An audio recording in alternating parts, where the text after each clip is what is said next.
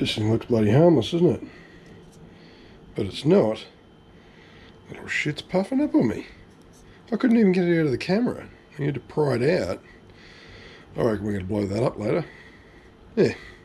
Anyway, welcome back, guys. Thanks for watching. Thanks for subscribing. I appreciate the guys who are writing the comments. I'm finally getting to the end of this bloody flu, whatever the hell it is I've got.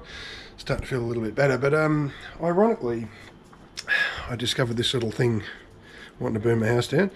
And at the same time, I've got this nifty new feature in the YouTube control panel in YouTube Studio that tells people how they found my channel. And it took me by surprise that people seem to be finding it because they're like lithium battery disadvantages. I was like, what? I've never said that. I don't think there is any disadvantages. So, you know, I'm not really sure how the algorithm sorts that out, but I thought to myself, fuck, actually there is some disadvantages, right? We just accept them the way they are. But does that mean that you should not use them? Like, I think not. And I think the big one is, and lots of people told me when I first started doing this I was going to burn my house down. I've mentioned this before, and there's unanimous feedback in the comment section that no, it's pretty safe, eh? Like, you just get naysayers who just, you know, either, I don't know, they're either ignorant or maybe they don't want to see you help yourself. I don't know what the case is. People are just generally negative. But I thought I'd better cover it off, right? We don't have a problem with temperature in Australia because it generally doesn't get that cold. So, like, we don't have to worry too much about the rack getting cold. But in other countries, you do have to worry about that. And I think it's worse. It's my belief that it's worse with lithium than it is with, like, flooded lead acid or AGMs. So what we're going to do is we're going to go through some slides that I made because it's my new thing. So got the disadvantages of lithium batteries. Now, the first thing is people just think that all lithium batteries are the same, right? And they're not.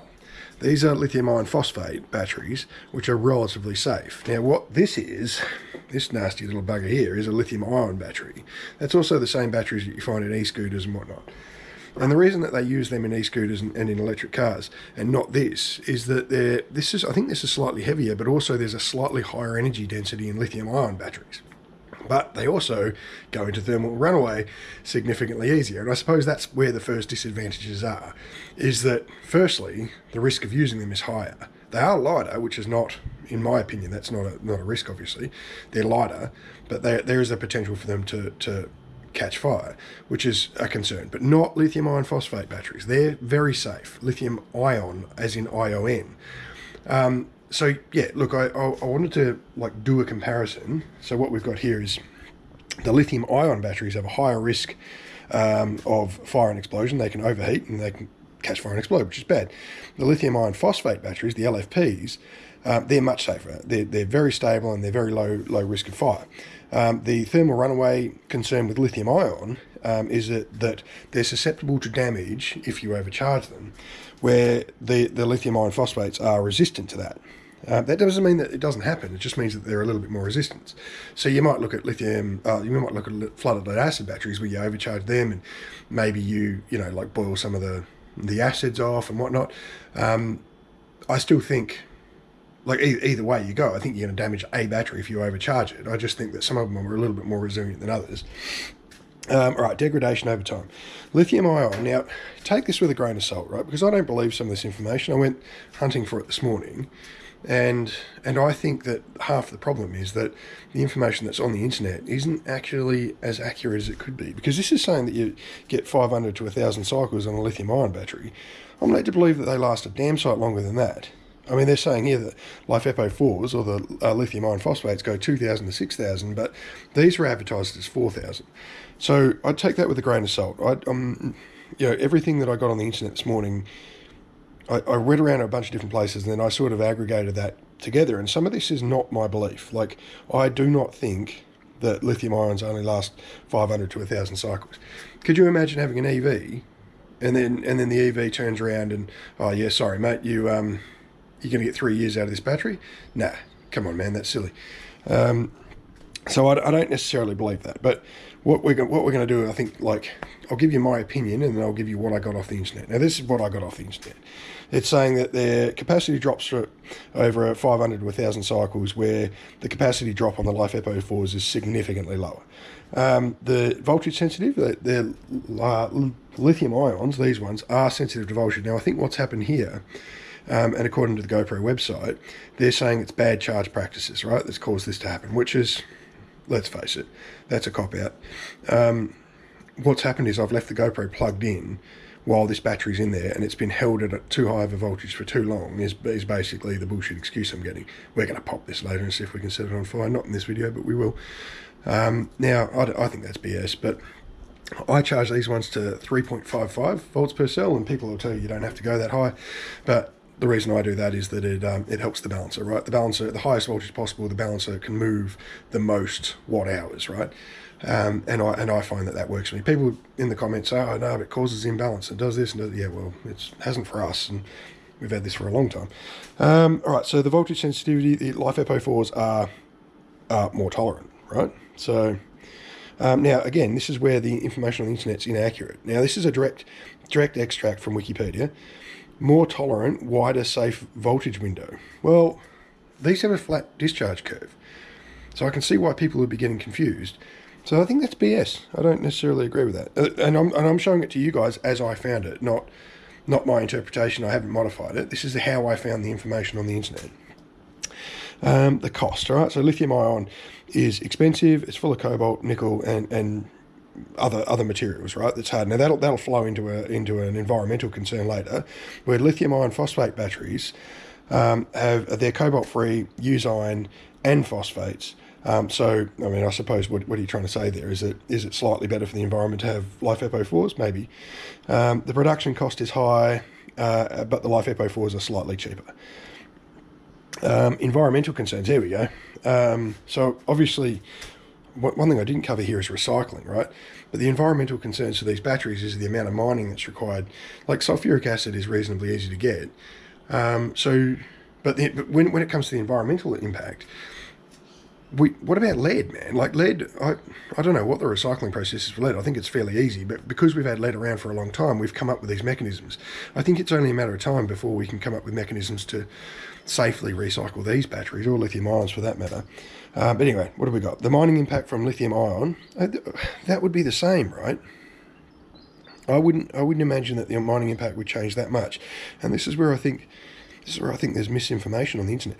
I'm going to try and pull this apart because I don't believe that. Like, so I'm going to make a list of things that we've got to go and double check, because that seems rubbish to me. Or is it saying that it's lower by comparison to lithium ion? Maybe that's the case. But yeah. All right, so complex and not widely done. Well, there's a company in America that does it now, so it's starting to happen. Also complex, but fewer toxic materials in the lithium ion phosphates. Here's a disadvantage. The temperature sensitivity. So they have poor performance below freezing. Now, is it poor performance, or does it actually damage them? See, it doesn't happen to us, so we don't know. Like, it's not something I've ever needed to be concerned about. But the fact that the BMSs come with heating pads, like, I mean, you assume that is it going to damage them, or is that just so you can get better performance? I don't know. Who lives in a freezing climate that can comment on that for us? The LiFePO4 performance is better, but still degrades in the cold. So the lithium ions are prone to accelerated aging or thermal issues. The LFPs are much more thermally stable, but much more thermally stable by comparison to what? Like, this is the problem. So I would take all of this with a grain of salt. This is a comparison between all of the different batteries, and again, we've got that 500 to 1,000 cycles for lithium ions. The LiFePO4s are 2,000 to 6,000, which is roughly what you'd expect. FLAs, 300 to 500. Now, again, I think if you take care of them, so I put AGMs and FLAs basically in the same basket. One of them has got slightly less electrolyte in it, but it's got absorbent glass matting up against its anode and cathode, and that stops oxidization, right? It wicks electrolyte onto the onto the plates, and then you're often racing, and that way there's no opportunity for oxygen to get to them, and then they might last. So yeah, look, I put these two into the same category. There's just a couple of physical differences there that change the behaviour of the battery, in my opinion. And feel free to comment if I've got that wrong, you think. But I seriously don't know why they think the videos any of my videos are being promoted because I think lithium is bad, because I don't. But I would absolutely support people using FLA if that's what they can afford. I've said this before. If you want to reduce your cost of living and that's all you can afford at the moment, then shit, do that, man. That's excellent. All right, so we've got safety concerns. Lithium ion is obviously the worst one. Lithium iron phosphate is very safe. The leaded, flooded lead acid batteries and the AGMs, if they're sealed, are fairly safe, but they may potentially vent gas if you abuse them. The FLAs, you might have spills.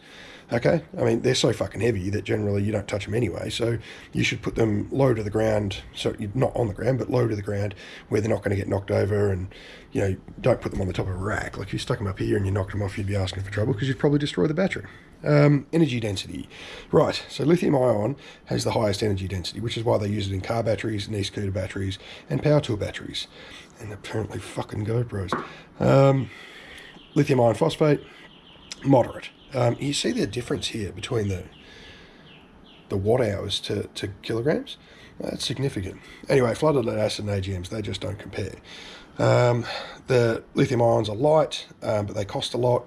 The LiFePO4s are light to moderate. They are, I mean, like, if you made a car battery out of these, you're doing yourself out of a considerable amount of capacity, right? It's not so bad for this because it's not moving, it's just stationary. So I mean, I put these in the ESS class and their electric vehicle class, although Kenworth, believe it or not, is making truck batteries out of these. I'm looking forward to that. All right, where we go. So flooded lead acids and AGMs are both very heavy. There is less electrolyte in an AGM because more of the internal capacity of the battery is filled up by the absorbent glass matting, so you have slightly less electrolyte than you do with an FLA. All right, we've got low maintenance on both the lithium batteries. Now, you see, that's not entirely accurate, because one of the things that we didn't cover here is that both of these batteries require electrical components to manage them. So that is a disadvantage, like, when you look at the complexity, because there's more to go wrong. The best thing about it, though, is the BMS stops working, the battery won't put itself at risk because it won't discharge anything, right? So, you know, a flooded lead acid battery or an AGM, you don't need that. You can get away with it. But this, you definitely need it. So that is definitely a disadvantage. So we've got, like, let's go through it again. We've got the temperature. We've got, like, sensitivity to voltage and overcharging, right? And that's what the BMS does. And then you need to have the BMS because of that. So there's some of the disadvantages. What do we got? Self-discharge rate is very low on both the lithiums. It's moderate on the FLA and it's low on the AGM. Now this is, again, how can you put in statistics like charging time without knowing the size of the battery? That's ridiculous. So no wonder people are confused. No wonder people can't get the answer they need. And I'm showing you guys this exactly as I found it, which is why, like, half of it's nonsense. And, you know, people would be afraid of putting in lithium batteries because I think they're told a bunch of shit that, or they're not told in context, right? You know, like, oh yeah, it's risky because there's more complexity. Yeah, sure, but the complexity brings a bunch of other features and safety components. So anyway, whatever. Let's move on. So where are we at? Temperature tolerance, sensitive to extreme temperatures. LiFePO4s have got a pretty good tolerance. What's this? Can freeze if uncharged. Flooded lead acid batteries. Right, okay. And good, better than FLAs. All right, so both the AGMs and the FLAs, their electrolyte might suffer in cold, but it doesn't seem like it's as bad as the lithium ions. Depth of discharge is 80 to 90% usable, 90 to 100% on the LiFePO4s. You should never do that, in my opinion. I know people say you can, but I don't think you should. 50% and 50 to 60% on the sealed lead acids. We've got environmental impact. Moderate, depends on the chemistry. Lower. All right, so the LiFePO4s win again on the environmental impact. Yeah, this I agree with. There is lead in FLAs and lead in sealed lead acid batteries, and you've got to do something with it. Or if they get spilled into the environment, that's also going to be bad. So I'd like to know if there's any environmental people who watch the videos who might potentially be able to shed some light on that. Which one's worse, the lithium ions going into landfill, or the lead acid batteries going to landfill? Because I think there might be a little bit of misinformation going on. What do we got? Install orientation is any for the lithiums, upright only. And again, I don't necessarily believe this. AGM's going in any direction. They've got the absorbent glass matting to keep the plates covered in electrolyte, but I don't think that's entirely accurate. I think that is battery dependent. Where do we go now? The typical use cases: EVs, power tools, and mobile devices for the lithium-ion batteries. The LiFePO 4 is going to solar solutions, so that should really say ESS, house storage, whatnot. RVs, off-grid, and backup power. We've got FLAs going to budget off-grid golf carts or forklifts, and the AGMs going to UPSs or backup and some off-grid. Oh, that's reasonably accurate, I think. Does that mean that you shouldn't buy lithium? No, you should do. You should absolutely buy lithium. I think you should buy lithium iron phosphate, right? Is there disadvantages? Yeah. I mean, I don't. Well, let's refactor that, right? Not disadvantages, caveats, right? I think that's more accurate. I was really disappointed when I saw the criteria that people were searching and then finding my videos, and it's like, what are the disadvantages of lithium? No. What are the caveats of using lithium? Once you understand that there's two major types and that lithium ion is one, which you should use because it's got high energy density but requires the most supervision, cool, do that. But lithium iron phosphate is actually really safe. And even though I don't disagree with people using FLA or AGM to go off-grid, in my opinion, this is a more cost-effective solution. And I've made a video about this before, so I wonder if that's how people are finding it. I've talked about the cost-effectiveness of batteries in the past. These are way more cost-effective. More upfront cost, more upfront complexity, but more cost-effective. These last longer. They have better charge efficiency, right? Like you can get 98, 99% of the charge power into these things, where if you did that with FLAs or AGMs, you wouldn't get it. And the added safety benefits that you get out of these, or let's say, well, the safety benefits really are a product of operating the battery in a safe fashion anyway, so that's technically a caveat, but the extra feedback you get about the health of the battery is significant. So, like, okay, not disadvantages, not risks, caveats, right? That's the terminology I'd like to see people starting to use.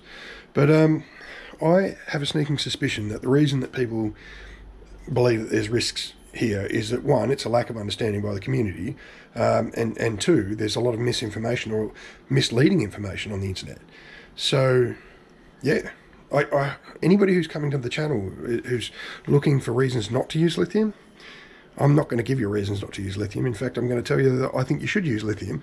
I'm going to tell you that I think that the mechanisms that you put in place all have advantages far and beyond, the disadvantages. So yeah, I'm going to start going through that criteria a little bit more regularly, because I think from an engagement point of view, the people who are watching the videos, I can now see a lot of statistics I couldn't see before, and people click off the videos. If they're finding the videos because that some information I'm putting in the channel is misleading, I want to correct that as quickly as I can, but I also want to engage those people, because if they're led to believe something to be not true, or if I've got something wrong, I want to know about it and I want to share it with everybody else. So thanks for watching. I'll catch you guys in the next one, and yeah, cheers for subscribing and commenting.